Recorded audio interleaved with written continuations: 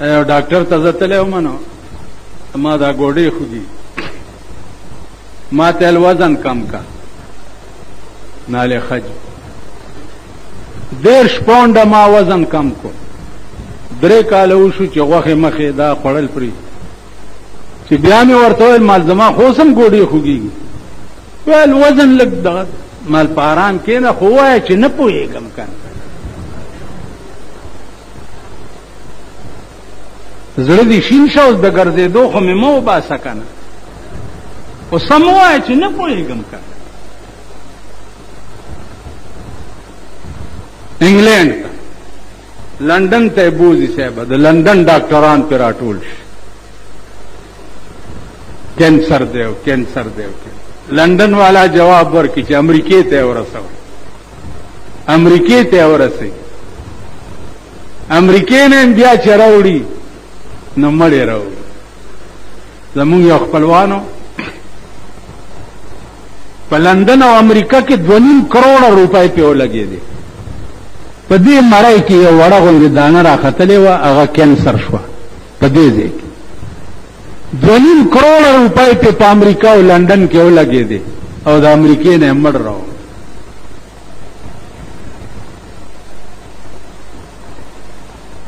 خدای داسې هم کوي دې غریبانو ته وایي چې خفه کېږئ مه که تاسو ته زه داسې مرض ولګوم چې هغه جوړېږي نه او د لندن طاقت م نه نو چې د چا د لندن طاقت یا به د لندن نه مړ راځي خفه کېږئ مه دا مرګ ژوندون زما په لاس کې دی دا مرګ ژوند چې دی د لندنیانو په لاس کې نه دی او نه د امریکنیانو په لاس کې دی مرګ او ژوند زه کوم تاسو خیال راغی قسم په خدای دی زما په وړوکوالي کې زما نیکو نه ډاکټرانو نه ډسپنسرۍ وې نه هسپتالونه کیسې بودې نه وې زما نیکو د شپې به چې څوک ټایفایډ شو ورته یا زړه درد به شو ورته ښه زنانه به ورپسې رالې ورته به چې پلانې ډېر ناجوړه دی که لږې وګورې د نیمې شپې به مې نیکه لاړو دا نبض به یې ولیدو وی به چې خدای به یې ښه کړي شنې چای یې ته پخې کړو لږې سپېرکې یې ویر کړو شنې چای به پخې کړي او سپېرکی به یې ورکړې سهار له به سړی جګ جوړ اوس لندن ته بوزي نه جوړېږي او امریکې ته بوزي او نه جوړېږي د هغې وجه دا ده چې زمونږ اعتماد چې دی هغه په خدای ختم شو په بنده شو حدیث کې راځي چې یو ډله به په قیامت کې داسې وي چې بې پوښتنې به جنت ته لاړ شي بې پوښتنې دا به هغه ډله چې په هر شي کې په خدای اعتماد وي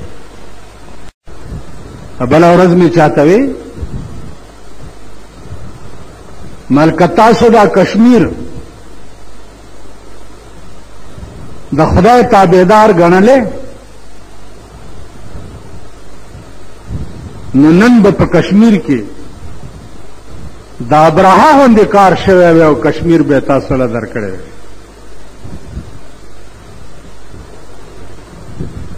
روزانه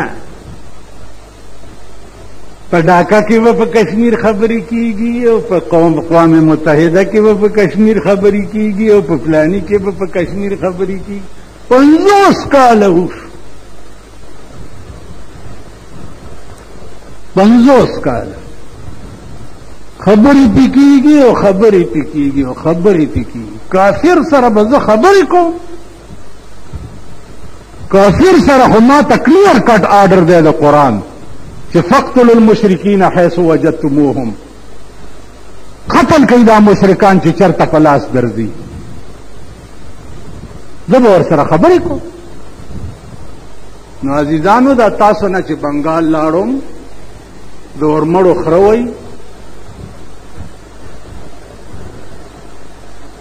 اوس بل ټکی ورپسې تاسو یادوئ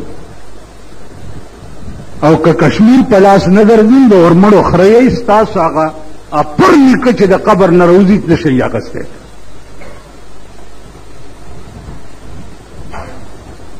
تاسو یې نشئ اخیستی वो शकी अजली नसीहत आलिमों की कब समझते हैं, इन्हें लाजिम है समझाना बज़र्ब खंजर फौलाद। फौलादी खंजर भी जिस वक्त के पूरे इस्तेमाल करे नहीं तरह के पूरे स्ता निक कश्मीर निशा